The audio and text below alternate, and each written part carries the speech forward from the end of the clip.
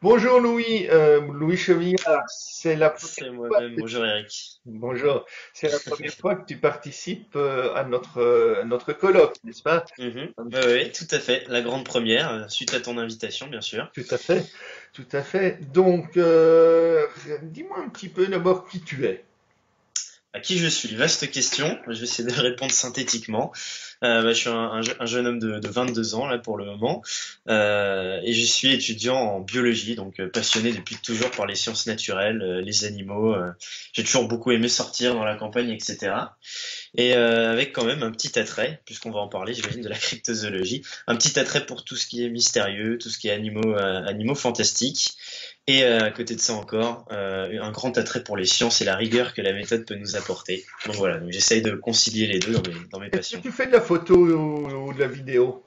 J'en ai fait un petit peu en amateur, de la vidéo, non, pas du tout. Si ce n'est en amateur avec quelques amis à la fac, on tournait quelques courts-métrages assez amusants, mais rien de professionnel. Et au niveau Ouais, ouais. animaux, tu ne passes pas ton temps dans la campagne avec Je suis pas non les plus, photos. non, pas le naturaliste confirmé. Non, non, je lis pas mal de bouquins, mais je passe mon temps dans la nature, mais je prends pas vraiment de photos. Parfois une petite aquarelle, de temps en temps. Ah d'accord, Mais parce que voilà. tu peins aussi. Ouais, oui, mais ça aussi pareil, un peu occasionnellement. C'est-à-dire que je touche à tout, mais je suis un professionnel dans aucun domaine. Voilà. D'accord, d'accord, d'accord, parfait. Parfait. Tu es en quelle année en Alors, première année de master en biologie. année de Donc master en biologie? c'est ça, Biologie. en sciences évolutives plus exactement, au Muséum national d'histoire de Paris. Donc on étudie tout ce qui est process évolutif, les méthodes de classification actuelles, un peu de taxonomie, donc l'étude des groupes animaux qu'on forme en sciences pour favoriser leur étude. Ah, Voilà. d'accord, d'accord, ok. Bien, alors revenons maintenant à ce qui nous intéresse aujourd'hui, c'est la cryptozoologie, bien sûr. Ouais. Dis-moi, comment est-ce que tu es arrivé à la cryptozoologie? Par quel processus? Par quel chemin? Voilà, c'est une question un peu compliquée par le fait que je ne sais pas en fait quand est-ce que je suis arrivé à la cryptozoologie. J'ai un vague souvenir d'un jour être arrivé sur le site de Michel Rénal, le site jaune là sur la cryptozoologie qui est très bien référencé, où il figure un sélacanthe et un okapi. Tout Je me suis dit tiens, le sélacanthe, je connaissais déjà cet animal, il m'attirait énormément par toute l'histoire qui l'entoure. Ben, Et voilà, donc je on pense que rappelle que le sélacan est un poisson qui avait disparu depuis 65 voilà, millions d'années pour les gens qui ne le sauraient pas. c'est ça. Donc voilà, donc On c'est l'a enfin retrouvé en un poisson entre guillemets. 1938. Effectivement, voilà, donc un groupe qu'on pensait éteint avec les dinosaures, et il s'avère qu'il y a certaines espèces de ce groupe qui sont encore actuelles, voilà, qu'on retrouve notamment au large des Comores et dans l'océan Indien, ouais. Donc un animal assez énigmatique, très intéressant sur le point de vue de la science et de la systématique. Et puis donc voilà, donc j'ai découvert la cryptozoologie sûrement sur Internet, hein, probablement. Et je me suis dit, même c'est génial, ça veut dire qu'on peut éventuellement appliquer une approche scientifique à l'étude de choses qui paraissent plus normalement rattaché au domaine du rêve ou du mythe. Je me suis dit, c'est absolument génial. C'est presque ce que je cherchais au fond. Parce qu'à la base, c'est vrai que j'étais beaucoup attiré quand j'étais petit par les dragons. J'avais des bouquins sur les dragons. Je me suis dit, mais c'est merveilleux comme animal, mais bon, malheureusement, il faut se faire une raison. Le dragon, c'est l'animal fantastique le plus zoologique pratiquement de toute l'espèce, puisque Ouais, c'est vrai. on a beaucoup d'écrits dessus, parce qu'il y a eu beaucoup de mythes dessus, plusieurs formes qui ont été décrites, C'est etc. ça, on peut dire qu'il est très bien référencé dans la littérature, le dragon. Ah, Ouais. tout à fait, tout à fait. Ouais. Donc, et c'est le plus réel des animaux imaginaires, quelque part.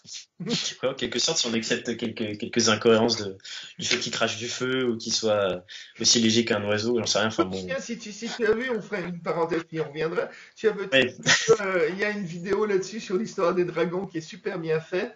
Bien fait. Oui, une Comment sorte de reportage. des Hmm. dinosaures sous forme vraiment comme ils ont fait les vidéos sur les dinosaures, le monde comment ça s'appelait encore, pas le monde perdu, mais sur la Terre des Sur la Terre des de dinosaures, de la et BBC. compagnie, tu vois, oui, de la Ouais. BBC. Non, mais ils ont fait de la même façon pour Ouais. expliquer l'évolution du dragon. Et ils expliquent comment, zoologiquement, le dragon est capable de cracher du feu. Euh, Ah oui, donc une sorte de science spéculative. Oui, c'est toujours intéressant, donc, ça, quand même. finalement, quand tu vois ça, tu sais, tu dis oui, mais le dragon, est-ce qu'il n'a pas vraiment existé pour finir? Hmm. Ils arrivent à mettre le doute en plus avec leurs arguments. Oui, c'est ça qui met le doute tellement c'est super bien fait. Hmm. Bien, donc, quel est ton sujet ou ton groupe d'animaux, de cryptides, puisque c'est le terme que Hmm. nous utilisons, Voilà. qui t'intéresse le plus? Qui m'intéresse le plus, je pense je pourrais pas établir de catégorie sur les cryptides qui m'intéressent le plus. J'ai comme tous les initiés, j'ai d'abord brossé un peu les gros dossiers bien connus, Bigfoot, Homme sauvage, le monstre du Loch Ness qui est classé depuis longtemps. Au final, je l'ai bien découvert avec les cryptozoologues avec qui j'ai parlé et les scientifiques. Et donc au final, là, comme tu m'as proposé de venir faire une intervention pour la conférence, je me suis dit autant traiter un sujet que personne n'avait encore fait, autant que le travail serve un minimum. Ouais, Et donc j'ai demandé un petit peu autour de moi, et puis j'avais entendu parler de ce cryptide australien qui s'appelle donc le bunyip. le bug. Voilà. Donc, le bunyip avec un portrait très très hétérogène selon les légendes indigènes australiennes.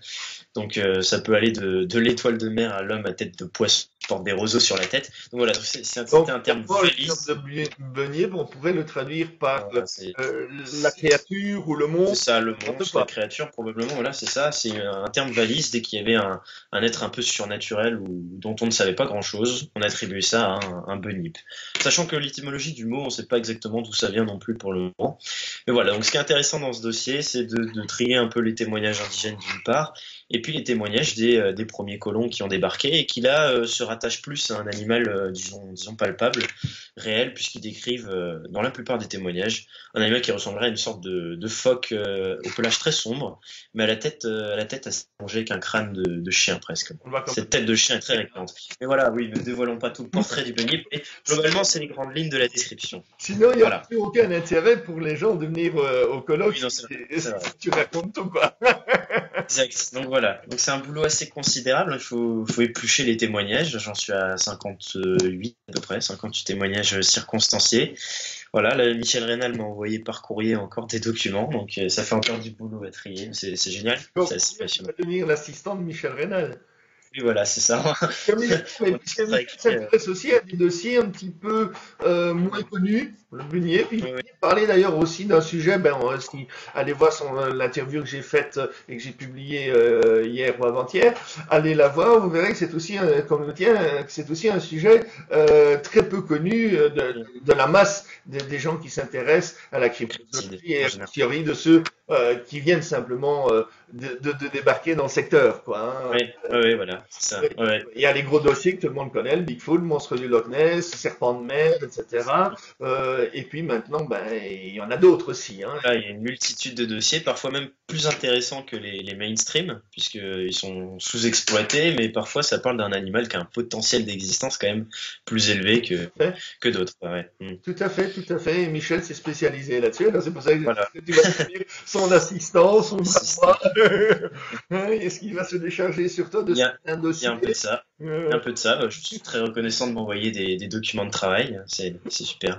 Mm. Et non, et Michel, j'espère que tu auras la même capacité que lui de trouver les informations sur Internet en disant oh, Internet, pour lui, c'est vraiment une révélation, c'est vraiment une Ah invention oui. majeure dans la recherche cryptozoologique. On me dit oh, mais on trouve Mhm. énormément sur Internet. C'est vrai, c'est vrai. Il suffit de remonter les sources à chaque fois et on trouve plein de documents sur ça. Ouais. De documents plus récents, de livres, Mm. d'articles, enfin toutes sortes de trucs pour étoffer le sujet. C'est quand même important quand on monte un dossier cryptozoologique de pouvoir référencer les sources. Parce qu'effectivement, on peut lire plein de choses sur ah bah le machin, on dit que il est quand même là, certains l'ont vu. Bah voilà, c'est bien de mettre une petite astérix avec le certains l'ont vu. Tiens voilà, c'est telle source, tel témoignage dans tel document. Ça rend la chose un peu plus Tout à fait. sérieuse. Donc, Mm. si je comprends, tu viens, non, je comprends, tu viens d'ailleurs, de toute façon, le 15 et le 16.